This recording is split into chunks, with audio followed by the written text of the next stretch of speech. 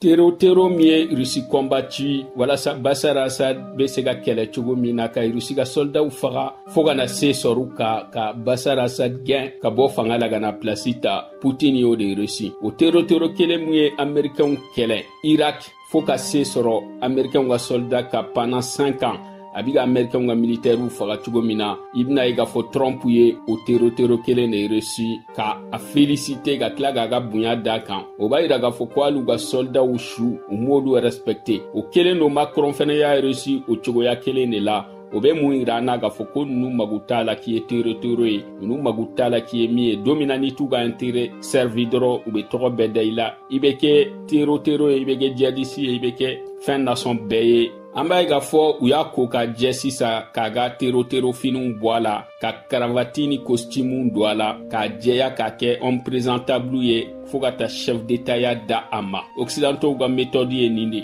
jamana o jamana ni n'u adversaire bi jɛ ni n'u ennemi bɛ baara kɛ ɲɔgɔn fɛ hali n'u bi détruire de ka segin ka fanga di malangolon dɔ ma u b'o kɛ walasa e ta ka bɔ yen olu ka intérêt bɛ se ka na cogoya min na an ɲɛ b'o kelen de la u ye siri bɛɛ ci ka na ni nin ye u bɛ fɛ tuguni sisan u ka jamana contrat n'a fɛn bɛɛ d'u ma an b'a ye k'a fɔ jamanaw puissance ni ɲɔgɔn cɛ bɛɛ bi ka invité ni waati in na bɛɛ bɛ fɛ a ka jamana contrat ba d'ale ma maa si mago t'a image la a n'a ye crime minnu komi maa si mago t'olu la nka occidentaux ta tɛ balan na min ta bɛ balan na o ye Poutine ye le fait que Poutine y'a invité u ka palais la a bɛ komi a misaliya bɛ cogo min na e Poutine de kun bi ka Bashar al-Assad protéger ka fɛn bɛɛ kɛ walasa a kana bi san joli i kɛra sababu ye a ma bi a binnin kɔ minnu kɛra sababu ye k'a bi k'e ka soldat faga Bashar al-Assad n'o y'i teri ye n'o y'i jɛɲɔgɔn ye k'o kɛlɛ ka bɔ fanga la e tilara k'o invité a misaliya bi komi Assimi ou Ibrahim Traoré ou Tchani olu dɔ la kelen ala k'an kisi ni tero ye fanga sɔrɔ ka u b'u bila jamana état sanfɛla la Poutine ka tila k'o mɔgɔ kelen invité tuguni Kremlin ka kɛ i n'a fɔ foyi ma kɛ